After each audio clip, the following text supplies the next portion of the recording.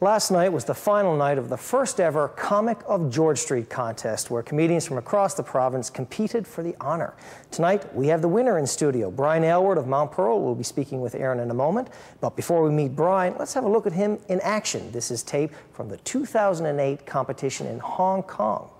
What's going on in Hong Kong? I'm from Canada, a few Canadians here. But I'm a teacher right now in South Korea. And when you teach in South Korea, they call you by your first name followed by teacher. So I'm Brian Teacher. I mean, I like it though. I mean, I've been called much worse. I mean, it's better than being back home in Canada than being Brian Security Guard. Right? Brian Entry-Level Employee. And Brian joins us now. Welcome to the show. It's great to have you. Thanks for having me. And congratulations for winning last night, the finals. Thank you very much. So just tell me, when you were there last night, were you confident walking in there, or were you up against a lot of really good comedians? Yeah, there were a lot of funny people there, and I just did my best, went down, told a few jokes, and here I am wearing makeup on TV. So just tell me about the finals in general. How many people were you competing against? 7 other people and myself, so there was 8 people in the contest, and yeah, I think mostly everybody was from St. John's, if I'm correct. And you've been you stepped out on the stage in 2005. When did you realize that you first had the knack to make people laugh? Well, I think I've always been doing it. Like, I was always a class clown, but just I never really knew stand-up was even an avenue to take. And then I always wanted to. I always watched David Letterman growing up. I always was fascinated with comedians, Bill Hicks, George Carlin, all these guys.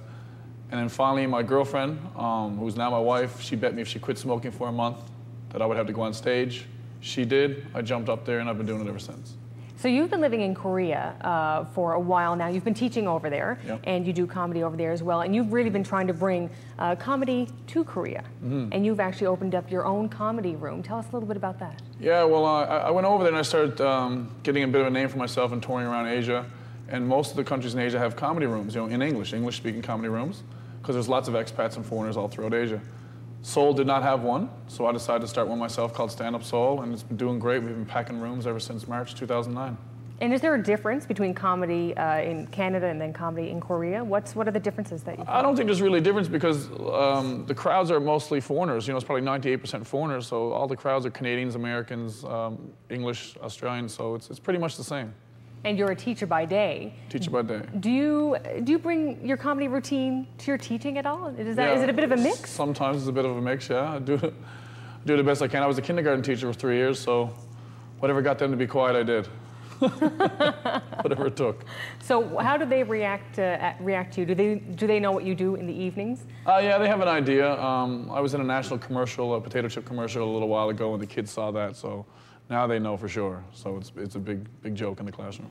And because you've been over in Korea for a while teaching, and you've been doing your own business with comedy, what was it like when you came back here and you looked, you were in the finals, and then you saw all of these comedians that were competing with you?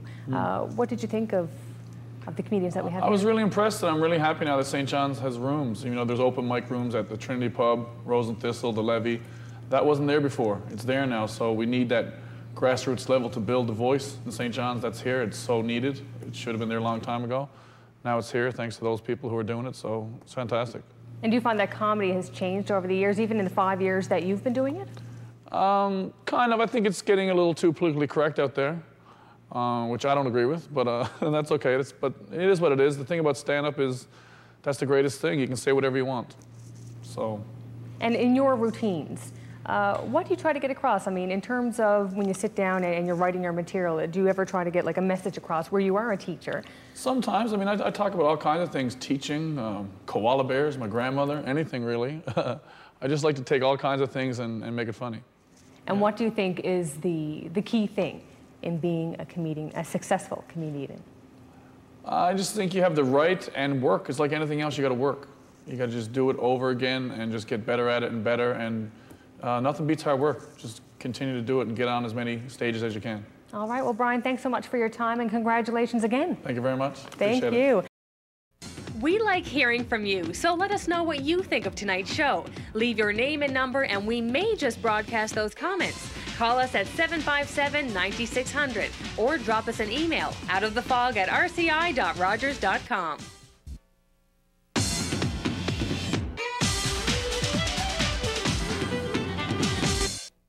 Oh, it's Happy Turkey Weekend. Gobble, gobble. Oh, yeah, absolutely. Yeah, it's going to be. Do you do the dinner on Sunday or Monday usually? Monday. Monday? No, yeah. sorry, Sunday. So Monday I can chill out and watch our big music show. We do have a big music show. So whether that's you've got time on Monday or you have your big meal on Monday, after the meal, watch our special music show. We have Sharona Clark, Patrick Malloy, Charlie Aylward, Trevor Bennett, Hemingwell, and a good mix. Absolutely. Happy Thanksgiving. Happy Thanksgiving.